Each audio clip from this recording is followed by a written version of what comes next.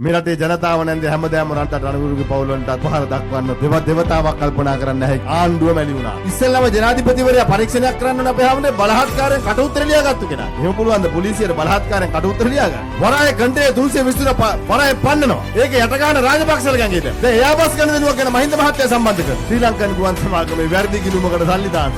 ආණ්ඩුව හැමදාම කරන්නේ පිප්පොකට් න්‍යාය. ආණ්ඩුව පිප්පොකට් එක ගහලා දුවන ගමන් කියනවා මෙන්න පිප්පොකට් කාරෙක් ඉන්නේ. ඇත්තටම පිප්පොකට් ගහපු එක අරක සාක්ෂි වේදන් ඉදිරි ගෙදර යනවා. අර පැත්ත ගැනම නේ කුටි කනවා අපිට උනේ ඒක.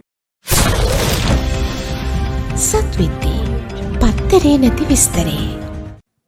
මේ රටේ ජනතාව නැන්දේ හැමදාම රණවිරුවත් රණවිරුගේ පවුල් වලටත් උපහාර දක්වන්න දෙවතාවක් කල්පනා කරන්න නැහැ කියන එකත් අපි මතක් කරන්න ඕනේ. ආණ්ඩුව මැලි වුණාට. මේ මහින්ද මහත්තයා CID එකට යනකොට බ්‍රයිබර් එකට යනකොට ඇයි ගිරාවේ? බලහත්කාරයෙන් ලියාගත්තු කට උත්තරයක්. දැන් ජනාධිපතිවරයා කියනවා නීතිය හැමෝටම සමානයි කියලා.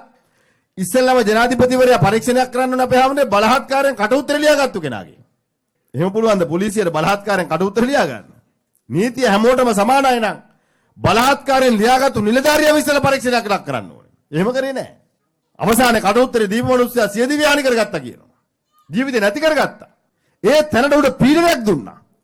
ඔහු දියුණු ප්‍රකාශකකින් ඒ පීඩනයේ සම්බන්ධයෙන් ඔහුට කරපු බලපෑම සම්බන්ධයෙන් අධිකරණයට දැනුම් දීලා තියෙනවා.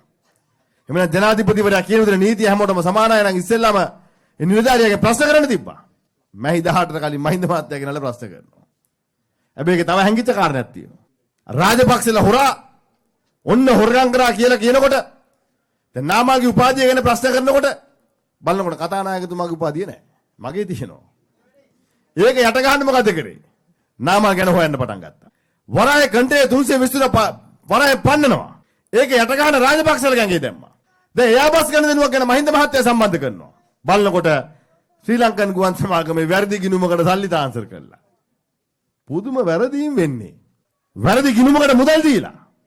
ඒකත් හැකර් කෙනෙක් පැනලා කියලා තමයි කියන්නේ. පෞද්ගලික බැංකුවක බිලියන 13ක් හොරාට එළියට ගත්ත මුදල් අමාත්‍යාංශය දන්නෙත් නැහැ. මහ බැංකුව දන්නෙත් නැහැ.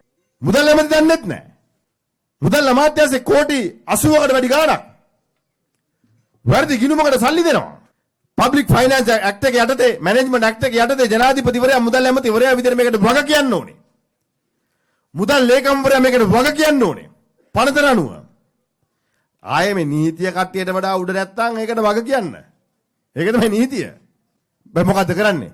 යට ගහනවා. බාල ගල්ලඟුරු ගේනවා. දැන් 2009 ඉඳන් හොයන්න හදනවා. හොඳයි හොයන්න. හැබැයි 2009 නුරුත් වල තිබ්බද? හොයන එක හොඳයි අපිටත් ඕනේ හොයන්න. එතකොට චෝදන ඉවරයි. හැබැයි මේ ආණ්ඩුවෙන් බාල ගල්ලඟුරු ගෙනාවු හොරකම වහගන්න ලෑස්ති වෙන්න එපා. ආණ්ඩුව හැමදාම කරන්නේ පිප්පොකට් න්‍යාය. ආණ්ඩුව පිප්පොකට් එක ගහලා දුවන ගමන් කියනවා මෙන්න පිප්පොකට් කාරෙක් ඉන්නවලු. අනේ ඉතින් වටේ පිටේ හැමෝම පිප්පොකට් කාර්යය පස්සේ දුවනකොට ඇත්තටම පිප්පොකට් ගහපු එක අරක සාක්කුවේ දාන් හිමීට ගෙදර යනවා. අර පැත්ත ගැනම නේ කුටි කනවා. අපිට උනේ ඒක. හැමදාම රාජපක්ෂලා හොරා කියලා පොලිසිය CID එක බ්‍රයිබරි එක අපේ පස්සේ එවනවා. යහපාල ආණ්ඩුවත් එහෙම කරා. මේ ආණ්ඩුවත් ඒකම කරනවා. අපේ පස්සේ එනවා. දැන් මොකද වෙලා තියෙන්නේ? වරායෙන් කන්ටේනර් පන්නලා. මුදල් අමාත්‍යාංශයේ කෝටි 80ක් ගිණුමකට දාගෙන. අද රජයේ බැංකුවකින් මිලියන 600 ගාණක් තවත් ගිණුමකට දාගෙන. ලෝකේ වැඩිම මිල දීලා තෙල් මිල දී ගන්නවා. බාල ගල්ලඟුරු ගේනවා. කෝටි ගාණක් පාඩුව. ඒ පාඩුව වහගන්න ජනතාවගේ බද්ද වැඩි කරනවා. කැප් ගේනවා ඇමතිවරුන්ට.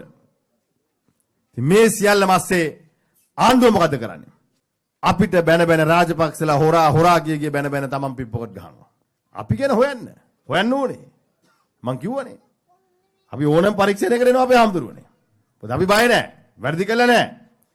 අපි කියන හොයනවා වගේම ඔබේ ආණ්ඩුවේ පිප්පොකට් කාරයෝ ගැනත් හොයන්න. මොකද මහා පරිමාණේ වංචා වෙන්නේ දැන්. ඒක යට ගහන්න ලෑස්ති වෙන්න එපා. ගොවියගේ පොහොර ටික නෑද වෙනකන්. පොහොර නෑ කියලා ගොවි ජනතාව හඬක් නැගුවොත් පොලිසියට කියනවායිලු. පොලිසියට ඉතින් පොහොර නැත්තම් නෑනේ. පොලිසියට බයි පොහොර තියනවා කියන්නේ. පොහොර නැත්තම් නෑ. අද වෙනකන් ආණ්ඩුව පොහොර ප්‍රශ්නෙට විසඳුමක් දෙන්න මැදිහත් වෙන්නේ නෑ. ආණ්ඩුව කියන විදිහට ප්‍රශ්නයක් නෑ. හැබැයි ගමට ගියාම ප්‍රශ්නයක් තියෙනවා. වී මිල සම්බන්ධයෙන් ප්‍රශ්නයක් තියෙනවා ගොවියට. බදු සම්බන්ධයෙන් ව්‍යාපාරිකට ප්‍රශ්නයක් තියෙනවා. ලක්ෂ 12කනේ කාර් එකක් දැන්න දෙනවා කිව්වේ. අනේ ඊයේ 50ක් වැඩි කළා. ඊයේ 50ක් වැඩි කළා. ආණ්ඩුවට තියෙන IMF න්‍යාය පත්‍රය. ආණ්ඩුව තීන්දුව කරන්න ඕනේ. මිනට ජනතාවගේ ගැන හිතලා තීන්දුව ගන්නවද? නැත්තම් ජාත්‍යන්තරේ ඔබට වියදම් කරපු සංවිධාන ගැන සතුටු කරන්න ඔබ තීන්දුව ගන්නවද කියන කාරණේ. දැන් අපි දැක්ක පහුගිය දවස්වල තරුණ කණ්ඩායමක් ගිහලා මල් වාහනේ බැසිල් මහත්තයාගේ ඉඩමක් කියලා අල්ල ගන්නවා. ගාණ්ඩුවේ.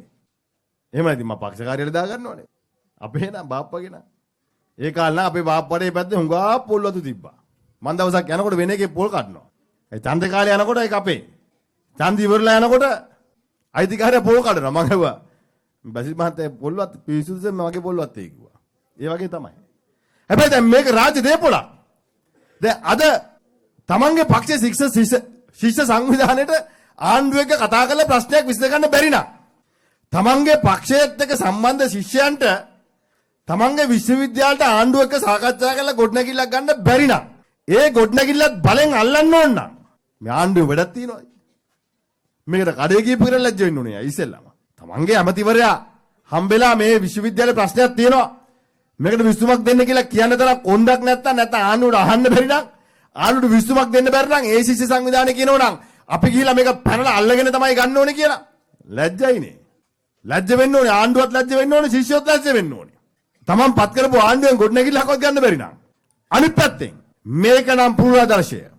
මේක නම් පූර්වාදර්ශය රටේ හැම ජනතාවක්ම තමන්ගේ අවශ්‍යතාවය ආණ්ඩුවෙන් වෙන්නේ කොට ඉඩමකට පැනලා බලහත්කාරයෙන් අල්ල ගැනීම නම් ක්‍රමවේදය.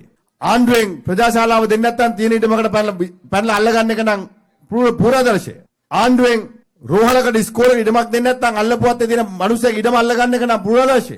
විශ්වවිද්‍යාලයේ ශිෂ්‍යයන්ට ඉඩ ගොඩනැගිල්ලක් ලැබෙන්නේ නැත්නම් කොළඹ තියෙන රජයේ ගොඩනැගිල්ලට පැනලා අල්ල ගන්න එක නම් පූර්වාදර්ශය. කෝදැන් ජනාධිපතිතුමා කියපු නීතියේ සමානභාවය. කෝදැන් ජනාධිපතිතුමා කතා කරපු සමානත්වය. ඒක තමයි යථාර්ථය. ඉතින් මේ ඇයට වැඩ බැරි වෙනකොට මර්ධනයට යන ලෑස්ති වෙනවා. තමන්ගේ ශිෂ්‍ය සංවිධානයේ කතා කරලා ඉඩමක් දෙන්න බැර නම් ගොඩනැගිල්ලක් දෙන්න බැර නම් විශ්වවිද්‍යාලයට වැඩක් තියෙනවා. ඒකත් බලෙන් අල්ලන්න කියලා ආණ්ඩුව කියනවනම් බලෙන් ඇල්ලුවට පස්සේ ආණ්ඩුව මම දැක්කා මාධ්‍ය යනකොට පොලිස් නිලධාරියා කියනවා මේක ආණ්ඩුව ඉඩමක් නෑ අපි අල්ලනවා කියලා යනවා. ඉතින් ආණ්ඩුවේ දේපොළ බලෙන් අල්ලන්න පුළුවන් නම් ඒක නීතිය ක්‍රියාත්මක වෙන්නේ නැත්නම් අදටත් එතනින් එහාට ඒ රටේ අනාගතය ගැන කතා කරලා වැඩක් වෙන්නේ නැහැ.